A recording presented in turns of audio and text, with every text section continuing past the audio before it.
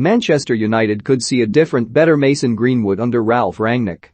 On a night when Ralf Rangnick wanted to hand opportunities to some of those who have been on the fringes of the first team at Old Trafford, Manchester United's best player was a regular under his predecessor. Mason Greenwood not only scored his side's only goal of a low-key 1-1 draw with Young Boys in this Champions League dead rubber, but also created their most presentable chances. The goal was a scissor kick, exquisitely and devastatingly executed, making the most of a Luke Shaw cross that was hit ever so slightly too far behind him. Rangnick did not need to start the 20-year-old last night to know that he may be United's best and most instinctive finisher, since Robin van Persie, anyone even vaguely familiar with Greenwood's career trajectory over the last 3 years, knows that, but it made that moment of improvisation no less spectacular. Greenwood's preternatural finishing was one of the main factors behind his rise under Ole Gunnar Solskjaer, but that rise was one of the more peculiar elements of the Norwegians' 3 years in charge. Solskjaer quickly and correctly identified Greenwood as the most exciting prospect to come through United's academy in several years and promoted him, bringing him on for his senior debut, when still needing a goal in the dying moments of his most famous victory, the 3-1 away to Paris Saint-Germain. He was a fully fledged member of the first team by the following winter and made 119 appearances over the course of Solskjaer's reign in total, though the vast majority of those did not come in his natural position. Greenwood was a striker in the academy, but a forward playing off the right wing once he established himself in the first team, and despite scoring many of his 35 career goals from that nominally wide position, there has always been a nagging question over if it is a role that suits him. That goal tally would suggest he has been getting along fine, regardless of whether it is his best position or not, yet playing at teenage centre forward in an unfamiliar position had consequences for United's build-up play, ball progression and chance creation. Greenwood's creative numbers with an average of 0.07 expected assists, (XA), over the past 2 Premier League seasons were commendable given his age and the circumstances, but not exactly substantial contributions. Solskjaer nevertheless persisted with playing Greenwood wide, even through Anthony Martial's consistently inconsistent form up front and despite Edinson Cavani's patchy availability. Why?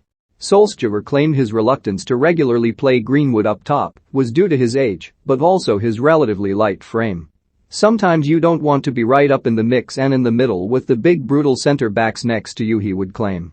But with Marcus Rashford filling a similar profile as a wide forward with limited creative output out on United's left, both he and Greenwood became one of the symbols of an unbalanced United attack that boasted a lot of players who could finish chances but precious few who could fashion them.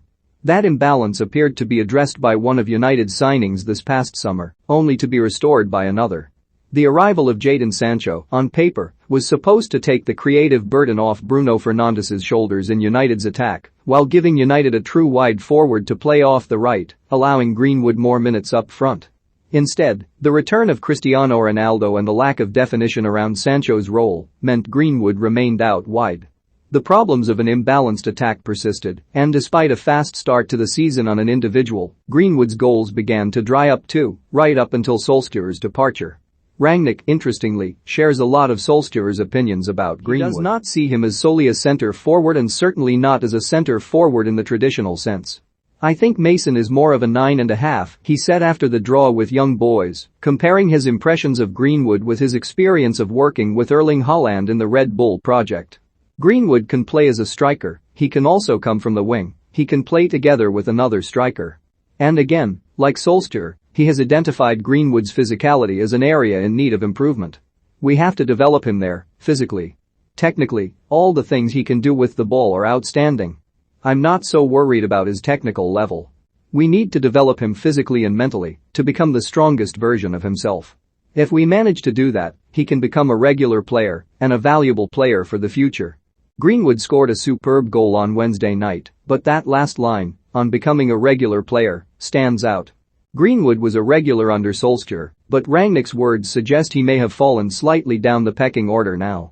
While that is not ideal for any player, it may be no bad thing in Greenwood's case, if it means fewer minutes in total, but more playing time in the position that he is likely to fill during the remainder of his career. In Rangnick's preferred 4-2-2-2 system, there are twice as many chances to play up front with 2 centre forwards roles to compete for, rather than just one. Typically, his strike partnerships are made up of one target player in the Haaland mold, which Ronaldo is likely to fill, and another with more responsibility for leading the press when out of possession and making runs in behind when in it. Though he has Rashford for competition and will need to develop his pressing game considerably, this role would be more suited to Greenwood's skill set than remaining out in one of the two positions out wide. There, Rangnick has Sancho, Fernandes, Jesse Lingard, Donny van de Beek and several others to choose from. It is probably where Paul Pogba fits into this side too, once he returns from a thigh injury. Greenwood has hardly done badly, while predominantly playing out wide. On the contrary, only George Best and Norman Whiteside reached the milestone of 30 United goals at a younger age, but you wonder how many more goals he might have and how United's general attacking play might have improved with him playing in a more familiar position. With Rangnick in charge, we may begin to find out.